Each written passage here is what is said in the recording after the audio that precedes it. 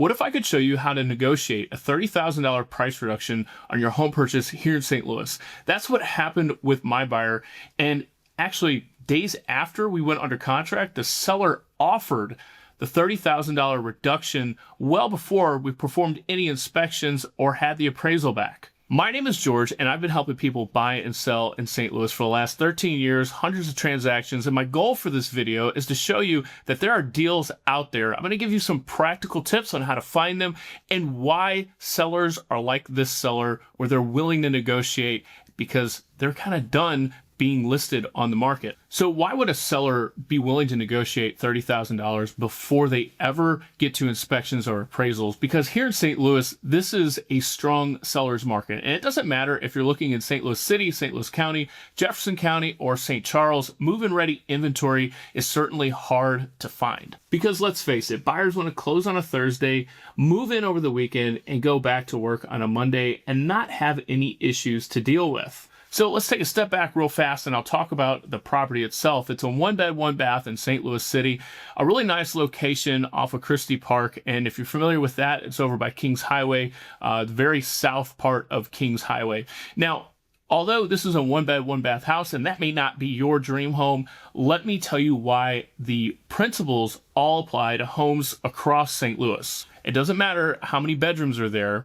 At the end of the day, there's a limited buyer pool for every property at a certain price. And as you go down, that buyer pool opens up. And if we look at this property, it was listed for over 3 months before we ever made it to the property itself. My buyer is in Colorado. He calls me. He says, I'm interested in this property. I tell him I can go look at it tomorrow. I do that. But before I ever go walk in the property, I look at the listing, and here's the red flag that I found. So in the listing, it said that the house was worth $180,000 if you looked at comparable sales in the neighborhood, and it was listed at $160,000.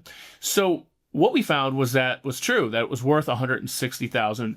But what we didn't find was that it was worth more than that, because when you look at 1-bedroom houses compared it to 2-bedroom houses, there's a dramatic difference, and especially that buyer pool is really limited. So once I pulled comparable sales, before my buyer wrote the offer, I told him that the house is definitely worth $160, and that's really it. It's not worth $180. It's a 1-bedroom, and there are no other 1-bedrooms in the neighborhood selling for $180 to $230, as the listing description actually showed. This seller actually was under contract twice before my buyer, and what they found was that during the inspections, the buyers ended up pulling out, one for the roof and one for the foundation. Now, why the difference between the two inspections? Because the first inspection was performed when there was snow on the roof, and so they only identified the foundation as an issue. Then the next inspection, there was no snow on the roof, and so they identified both issues being part of the problem. That's why the agent called me days later and shared the inspection report. And honestly, they should have shared it before we ever wrote our offer, because that is a material defect. It impacts the buyer's decision making when it comes to writing an offer itself. So once we got the reports, I told the buyer, hey, we need to get bids. We need to verify that these repairs need to be done and how much they'll cost.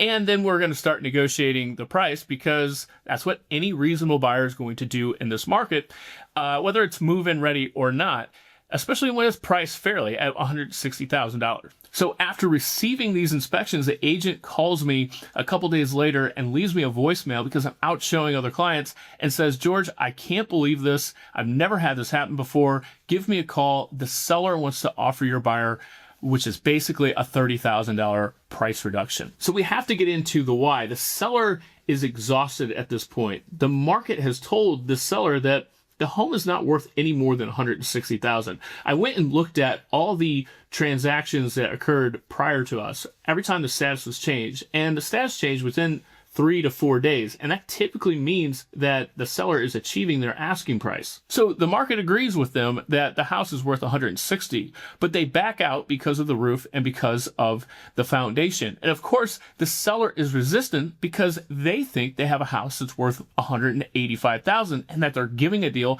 And even after you do the repairs, you're going to have some equity left in the home. But the market disagreed.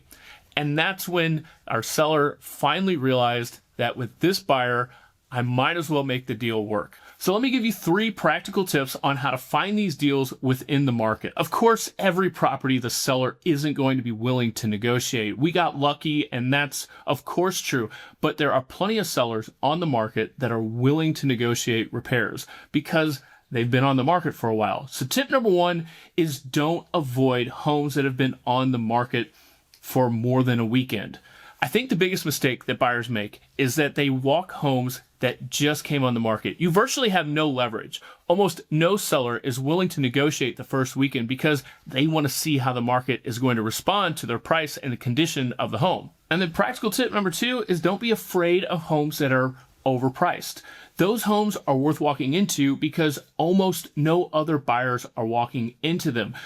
I think agents and sellers don't give buyers enough credit to their knowledge of the market, their expectations of the market, and recognizing when a home is overpriced. It's pretty simple. You can look at other homes that are listed that are about the same condition and compare price, and you've got a good idea of value. So those homes that are overpriced, don't be afraid of them. And practical tip number 3 really gets into home ownership.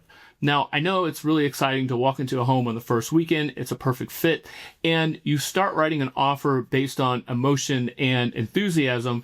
But I want to encourage you, as you're walking these homes, you have to think like a seller while you're buying. That's the tip that I've been giving buyers since I started in the business. If you treat the home like you're going to sell it in the next 5 to 7 years, especially when you have almost no emotional attachment yet when you're buying and in your inspections, 1, you're going to have a lot more leverage, and 2, you're not going to regret that purchase and run into mistakes and issues and maintenance problems that you discover as you're owning the home, and those problems are typically discovered within that first year. That's why I built STLHomeJourney.com, because I want you to have as much information as possible when you're looking at homes and you're deciding on one of the biggest life decisions that you're going to make on purchasing a home.